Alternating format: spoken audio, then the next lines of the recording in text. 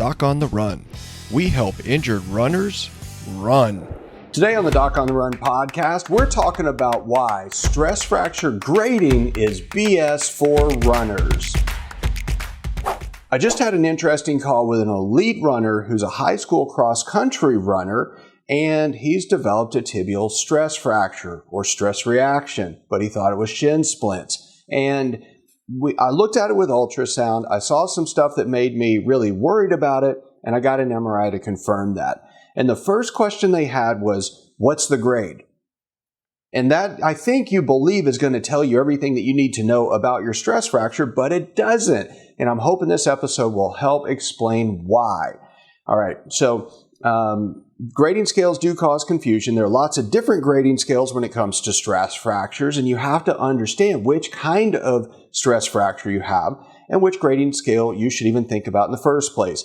My favorite one to use, and the one that I teach most at medical conferences when I'm lecturing to physicians, is called the Keating-Miller stress fracture scale. That one has 5 different grades. Let's talk about those. So you've got a grade 1, a grade 2, a grade 3, a grade 4, and a grade 5 stress fracture. 5 different ones.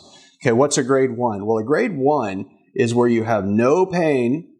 So, first of all, you have no pain. You wouldn't be complaining about this in the first place. You have no pain, and you do have something on imaging that suggests you're having a stress fracture developing. And also, by the way, there is no crack.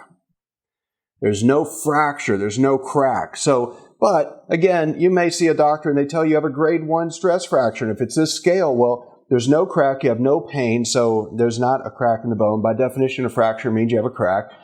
There is no pain, it's not bothering you, and you have something that looks funny on imaging. Now, if you do a very long run, like you did a 50-mile trail race or something, and you had no stress fracture, you had no pain in your feet, but you got an MRI, I bet you're going to have something that looks like a stress fracture, in which case the radiologist may say that you have a grade 1 stress fracture, even if you were just doing this MRI out of curiosity. So, not helpful at all.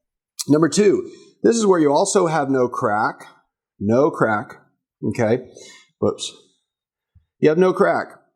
You do have pain, okay? So that's what the hallmark of a grade 2 is. You do have pain. You've got pain that's related to that area. You push on it, it hurts. You run on it, it hurts, something like that. And you also do have something that looks funny on imaging. But again, no crack. So first of all, this is the one that so this is, by the way, let's do this.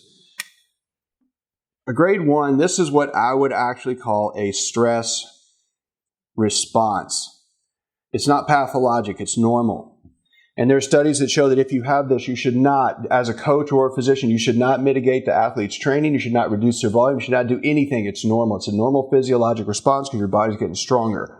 This one, grade 2, this is what I call a stress reaction because there is no crack. It can't be a fracture without a crack. A stress reaction is pathologic. It's getting bad. It's going to get worse. If you ignore it, it's going to turn into real trouble, and you will get a crack eventually if you ignore it. A grade 3, this is where you do have a crack.